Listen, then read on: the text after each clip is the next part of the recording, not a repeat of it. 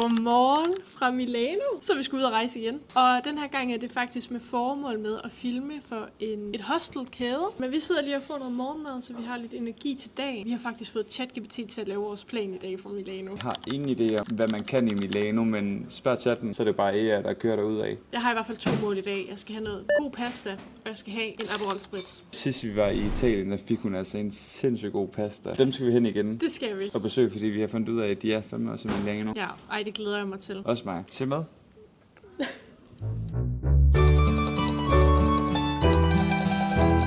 Så er vi altså på tur. Vi er klar til dagens eventyr, og som sagt har vi jo spurgt ChatGPT om en plan. Og det første, der står, er, at vi skal besøge Busco vertikale arkitektur, hvor at der er buske på den her kæmpe bygning. Vi tager bare offentlig transport. Det er meget nemt.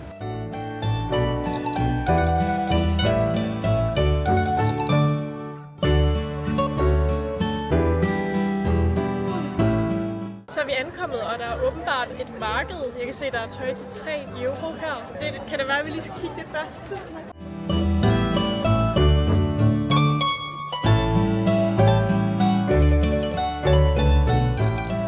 Så blev vi færdige med markedet. Ja, og vi kom tomhændet. Der var desværre ikke lige noget. Jeg tror ikke, vi har tålmodighed til at kigge så meget. Oh my god, skat.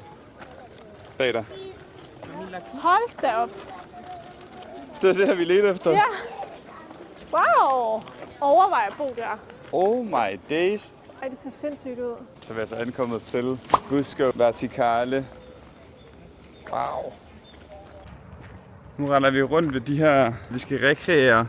Det her billede her, jeg tror lige vi smider det ind på skærmen her. Det ser ud til, at billedet er taget om på den her side af bygningerne, så nu prøver vi altså lige, så vi kan få det nærmest en til en af Natasha Victoria.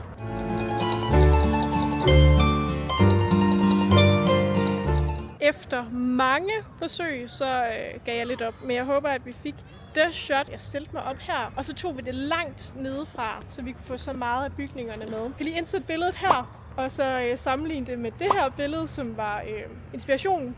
Så kan I jo selv bedømme, hvordan I synes, det gik. Så hvis det er, at I skal have samme billede, og en dag kommer til samme by, så er der altså hen med den her pæl. Skal du have en til selv på nu? Den hopper herop. Præcis.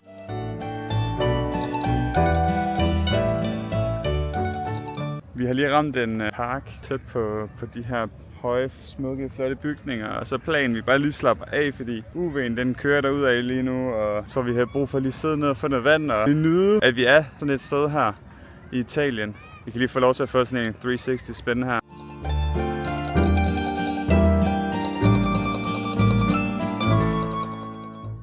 Vi har taget Uno med på ferien. Det føler jeg er sådan en rigtig ferieting. Har vi det med at lave sådan en konkurrence? Og hvem var det, der vandt i går? Det var mig. Var det dig? Det var mig. Det var dig. Så nu skal jeg have avance. En lille opdatering herfra. Vi ligger stadigvæk og nyder solen og slapper af. Godt mærke, at energien den er lidt lav i dag efter en meget lang dag i går. Mega fed dag, men en lang dag. Så vi slapper bare lige lidt af. Og så tror jeg prøver at lokke Hector til, at vi skal have en gelato bagefter. Han er lige hoppet på toilet et sted. Det kunne være lidt lækkert, men det er også et dejligt vejr. Men det er mega hyggeligt her, hvor vi sidder og kigger på hunde og børn, der leger, og turister, der går rundt og kigger. Det er bare mega hyggeligt. Hvis man lige spotter ude i det fjerne, så kommer der gående en lille minimøjs. Så er der sgu gelatos for alle pengene. Ja tak. Skønt, at den smelter. Så er det gelato rating.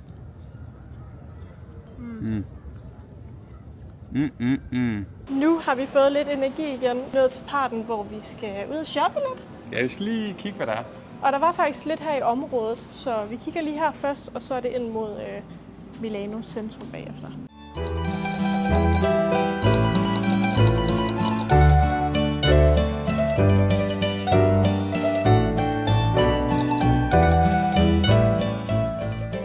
Det ligner næsten sådan en AI-baggrund. Det er også AI. Overvej, hvis det var. Ikke sige noget. Nej, men nu er vi altså ved katedralen. Ja, den er vildt flot. Den er så imponerende flot. Det er noget Italien, I kan. Ja, flot sådan arkitektur. Se, Sarah, lige derhen, skat. Oi, skal vi så ikke bare derhen nu? Jo. Let's go.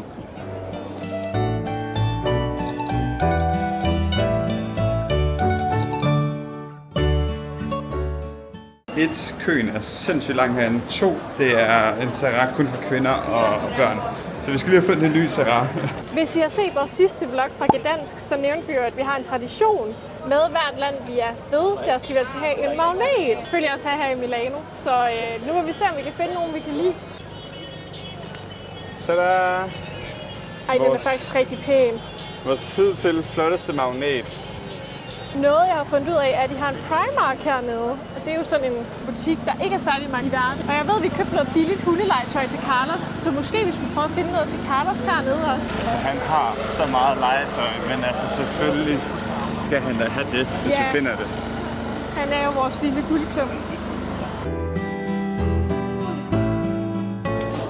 Der er så mange mennesker herinde, så vi skyndte os bare at kigge, og så må vi lige gå rundt og kigge en anden dag, hvor der er mindre mennesker. Men jeg fandt hurtigt lige sådan en her souvenir, kan man næsten sige, af t-shirt, hvor der står Italien på.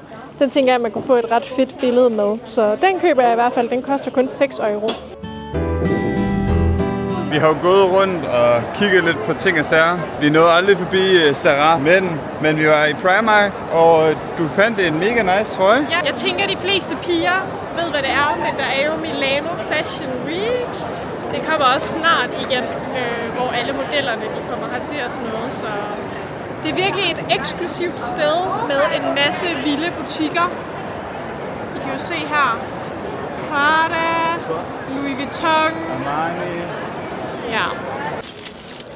Så venner, så har vi altså fundet et sted, vi lige kan sidde og få noget lækkert mad. Og vi har fået sådan nogle paninis, og min er der noget salami og noget ost. Og jeg håber ikke, det er sådan en stærk ost, fordi jeg er ikke sådan den bedste type til at spise alle mulige former for ost ud over mild. Det ser lækkert ud. Det her det er altså en lokal salami, så lad os se, hvordan den smager, venner. Crispy. Ja, okay. Men jeg har i hvert fald fået sådan en her med parmaskinke og ost og lidt forskelligt. Snart vi lige forbi. Det er okay. Jeg ved ikke, om jeg vil sige, at det var en anbefaling værd, men det er okay. Så. Home sweet home. Noget vi har lært på sådan nogle her ture, det er, at når vi er så meget turister i store byer, så kan man virkelig godt gå rigtig meget. Og i går, der gik vi for eksempel 20.000 skridt. Ja, går meget i sådan store byer. Ja, så det er rart lige at komme hjem og lige vende. Men i aften bliver mega spændende, fordi vi skal ud og have ægte italiensk pasta, og vi har virkelig høje forventninger til det her. Ja, altså jeg har set det overalt på TikTok, og vi har jo som sagt prøvet det før, men i Bologna. Bologna, det er rigtigt. Så nu vil vi se, om det er lige så godt i Milano. Jeg glæder mig i hvert fald helt vildt, og så skal jeg have min Aperol Spritz. Ja, den har du stadig ikke fået. Nej, jeg craver den. Så jeg tror, vi vil lige slappe af, og så ses vi, når vi skal ud af døren igen. 2 timer senere. Så er vi på vej mod byen med ny energi. Ja, det er vi. Jeg er sulten, så jeg glæder mig til pasta og min Aperol. Men noget helt andet er, det er jo lørdag, og det vrimler med mennesker derinde, så jeg er lidt nervøs for, det bare boomer der ud af med folk, der står i kø til den her famøse pasta-restaurant. Så er vi ankommet, og der ser umiddelbart ikke ud til at være så mange. Og prøv lige at se der, så sidder de og laver frisk pasta. Wow. Ej, hvor er de søde. Det er seriøst en oplevelse i sig selv at sidde og kigge på, at de laver pasta. De har lavet et hjerte et til hjerte. Vi behøver slet ikke være bekymrede, skat. Der er plads. Ja. Man scanner egentlig bare sådan en QR-kode, og så kan man se billeder af alle pastaretterne her. Og det hele ser jo bare sindssygt ud. Hej venner. Vi vil bare lige sige, at der er så kommet pasta, og det er hjernedødt. Altså sådan, det er lige så godt, som jeg husker det, hvis ikke bedre. Vi glemmer seriøst og begynder at filme, fordi at vi bare er så sultne. Vi må lige sætte nogle billeder ind af maden, sådan. I kan lige se, der er nogle billeder her. En kæmpe anbefaling at komme til det her sted her. Så det kan godt være, det er sådan lidt oppe i prisen, hvad det vi giver 18 euro per dish, men altså sådan virkelig godt. Ej, jeg vil bare lige vise mit mad her. Det man nu kan vise, men jeg har fået de her gnocchi, eller hvordan man nu siger det, med noget kød. Og det smager himmelsk. Og din carbonara smager også godt, så de 2 retter kan vi i hvert fald virkelig anbefale. Den bedste pasta, vi nogensinde har smagt. Og næste stop, det bliver, at vi skal hen til kæmpe statue. Jeg har ikke lyst til at sådan fortælle, hvad det er for en statue nu, men den er ret fuck. Kan vi ikke sige det? Jo, det kan man godt sige. Ja, så vi ses hen ved den statue. Ej skat, det gør man altså ikke. Han gør det. Fuck, den er vild. Sikke en seværdighed, hva'? Den er low-key ret pæn. Wow, en finger, hva'? Kan jeg vide, hvad den står for? Hvorfor? Altså, ved du det?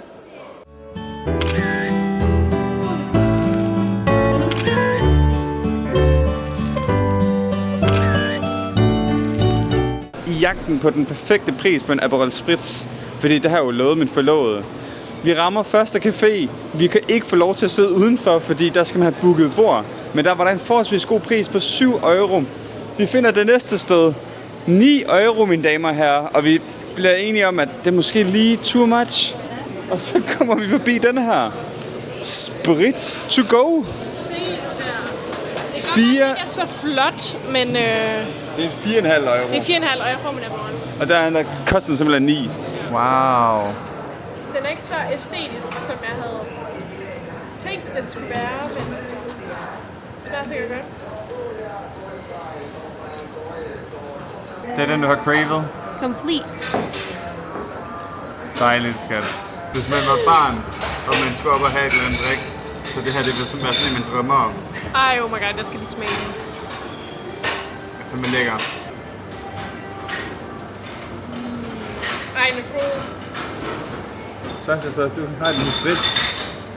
Så fandt vi endelig et sted, vi kunne lige sætte os og nyde hinanden, og den her drink, vi fandt. Vi vil egentlig bare lige sige tusind tak, fordi I har haft lyst til at se med på den her video. Jeg håber, I kunne lide den, og hvis I kunne lide den, må I meget gerne give den et like. Det vil betyde super meget. Så vil jeg jo bare sige, at vi uploader nogle fede videoer i forvejen, så hop ind og tjek dem ud, hvis I ikke har set dem endnu. Ses vi nok meget snart igen. Vi ses!